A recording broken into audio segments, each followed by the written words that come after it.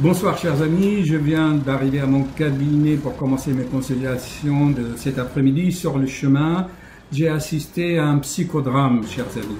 Au cœur de l'Europe, au cœur de la société de consommation occidentale.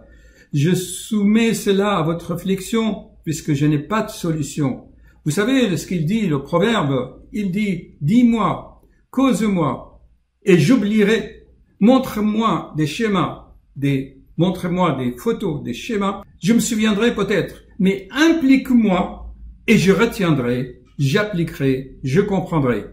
Moi, ce que j'aimerais, c'est vous impliquer dans ces vidéos. Je ne vous propose pas simplement des visionnages des vidéos d'un journaliste, mais ce que j'aimerais, c'est vous impliquer. Que pouvons-nous faire? Regardez ce psychodrame. Devant ce grand monoprix, il y avait cet homme. C'est un être humain, comme nous tous, êtres humains. On a nos faiblesses. Ok, il est là. Un état d'ébriété, chers amis. Il est là, sous l'emprise de l'alcool au niveau de son cerveau. Il n'est pas conscient de ce qu'il fait ou... Qu'est-ce qui s'est passé? Moi, je le vois. Et vous allez voir que les gens passent devant lui. Allez savoir depuis combien de temps il est là.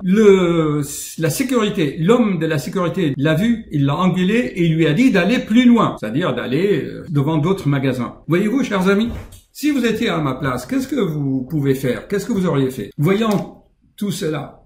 Eh bien, chers amis, la première chose à faire devant un être humain qui n'est plus sous son propre contrôle, qui a perdu le contrôle de soi, ce qu'il faut faire, vous pouvez parler avec lui parce qu'il est dans un état second. Qu'est-ce qu'on fait? Eh bien, vous appelez le pompier. Vous dites, voilà un être humain qui a besoin de soins. Au service des urgences à l'hôpital, on les garde 2-3 jours, le temps de éliminer tout cela. Et après, ils prennent conscience et on peut discuter avec eux, on peut les orienter.